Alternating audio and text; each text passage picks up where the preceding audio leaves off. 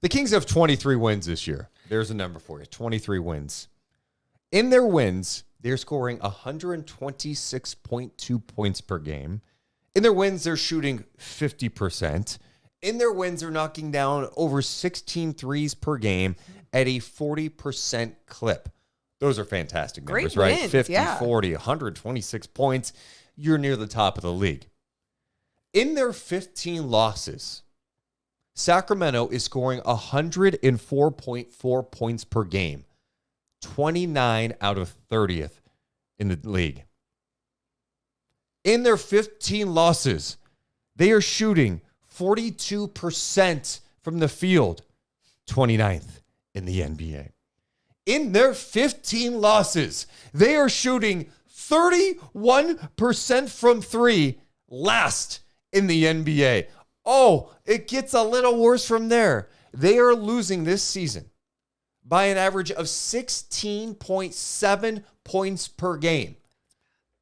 That is last in the NBA. The teams around them, Utah, Portland, who's beat the Kings, the Charlotte Hornets, who beat the Kings, the Dallas Mavericks, and the Washington Wizards.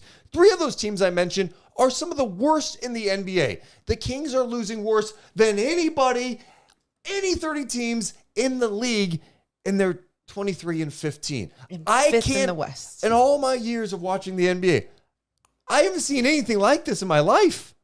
This is bizarre, and it can't keep happening. No. And no, it is very bizarre.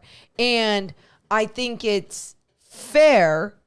The thing that they are consistent at is being the very most inconsistent in this league. You just put out all those numbers. They are some of the worst numbers in the league in losses. But somehow in these wins, you are seeing just some really good basketball being played. And it's not like, oh, in some of these wins, there's only 5 wins on the season. There's what, 23 you said? Yep. 23 wins. In those 23 wins, there's some pretty damn good wins in there. So confusing, yes.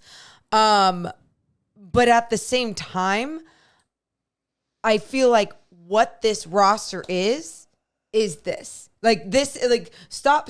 Like we can't sit here and go, things are going to change with where this roster is. Things have to change to the roster for this habit, this inconsistency to be broken.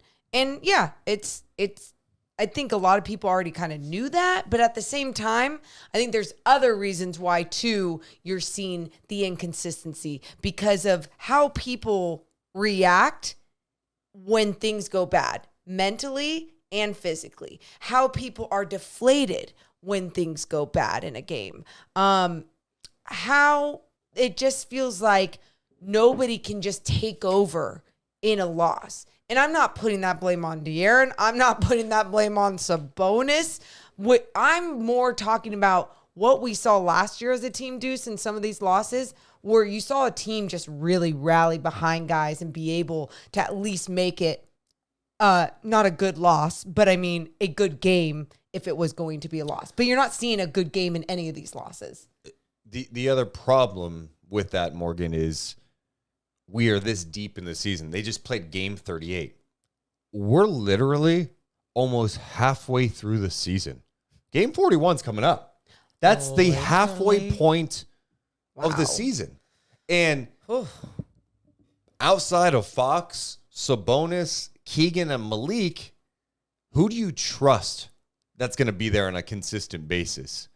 And when I say just be there, I'm not saying you need guys. Oh, all your guys have to be locked in all the time.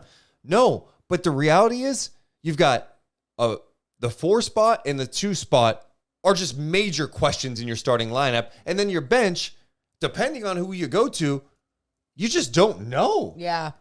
Mike Brown is searching at the halfway point of the season. Searching. Okay.